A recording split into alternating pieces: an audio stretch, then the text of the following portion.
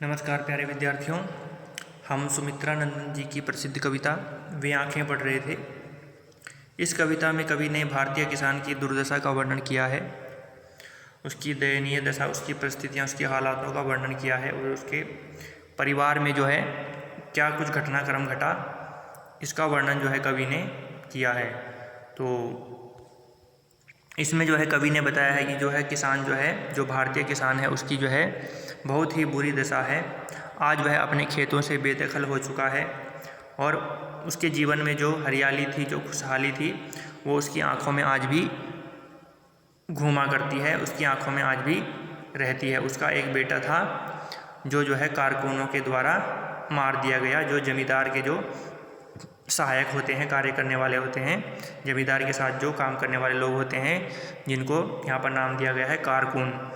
उन्होंने जो है किसान के बेटे को भरी जवानी में ही मार दिया और उसके साथ क्या कुछ हुआ, उसका जो घर बार था वो भी बिक गया, ठीक है। उसकी जो बैलों की जोड़ी थी वो भी जो है बिक गई। एक उसके पास उजरी गाय थी, वो भी उसके पास नहीं रही और उसकी पत्नी का भी जो है वो इलाज के बिना जो है वो देहांत हो गया। और जब पत्नी का देहांत हो गया तो जो उसकी छोटी बच्ची थी, जो माँ के दूध पर निर्भर करती थी, वो भी जो है 2 दिन के बाद मर गई। तो यहाँ तक हमने पढ़ लिया था। तो आगे बढ़ते हैं आज। तो ध्यान दीजिए।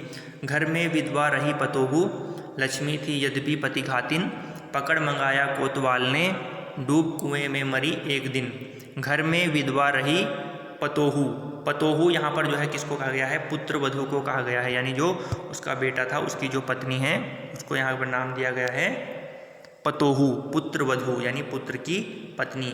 अब क्योंकि जो है उसका बेटा जो है भरी जवानी में ही मार दिया गया था, तो जो उसकी पुत्र वधू थी वो क्या हो गई? विधवा हो गई। तो घर में जो है एक विधवा पुत्र वधू थी, लक्ष्मी थी, ठीक है। तो उनकी नज़र में, यानी परिवार वालों की नज़र में, किसान की नज़र में वो क्या थी?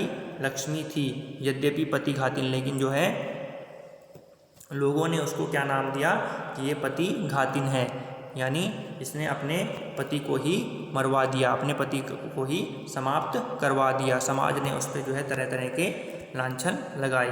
पकड़ मंगाया कोतवाल ने, और जो उस पर आरोप लगाए गए, इसी आरोप के चक्कर में एक बार जो है कोतवाल साहब ने उसे अपनी कोतवाली में बुलाया। डूब कुएं में मरी एक दिन, और अपने इस शर्म से बचने के लिए उसने क्या किया? कुएं में कूद करके अपनी जान दे दी। तो इस प्रकार से जो है किसान और उसके परिवार पर जो है वो बहुत सारे अत्याचार हुए।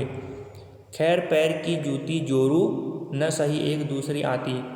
अब जो है किसान जो है वो अपनी पत्नी के बारे में थोड़ा बताना चाह रहे हैं कि खैर कि पैर की जूती, कि पत्नी जो है वो पैर की जूती है। यहाँ पर पैर की जूती का मतलब है कि पत्नी का चलो जीवन में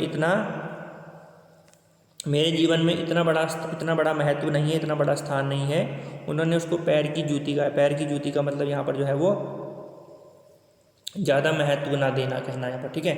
खैर पैर की पत्नी जोरू, जोरू किसको बोलते हैं? पत्नी को, ठीक है। तो पत्नी जो है कह रहे कि मेरी पत्नी मेरे लिए पैर की जूती के समान है। न सही एक दूसरी आती, यदि जो है एक चली गई, उसकी मृत्यु हो गई, तो दूसरी आती, मैं दूसरी शादी भी कर सकता हूँ या कर सकता था, ठीक है। न सही एक दूसरी आती, पर जवान लड़के की सुध कर सांप लौटते फटती छाती।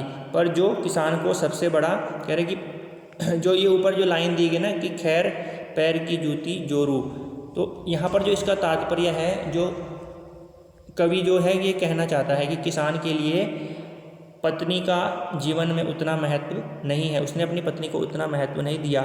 यदि पत्नी की मृत्यु भी हो गई है तो वह दूसरी शादी भी कर सकता है, ठीक है। पत्नी के चले जाने पर वह दूसरी शादी भी कर सकता है। पर जवान लड़के की सुध कर सांप लौटते फटती छाती, पर जब उसका जवान लड़का मरा तो उसको याद जब वो करता है तो उसकी छाती पर सांप लौटने लग जाते हैं, उसकी छाती फटने को होती है। कहने का मतलब है उसका जो दुख है वो बहुत बढ़ जाता है, उस दुख को वो झेल नहीं पाता है, क्योंकि जवान लड़के, क्योंकि पुत्र जो चला गया उसको तो पाया नहीं जा सकता।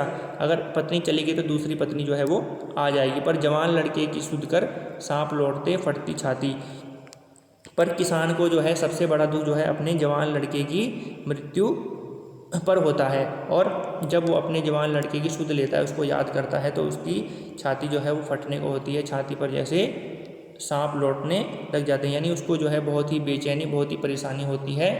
ठीक है, उसकी छाती फटने को होती है, उसको बहुत ही कष्ट अनुभव होता है।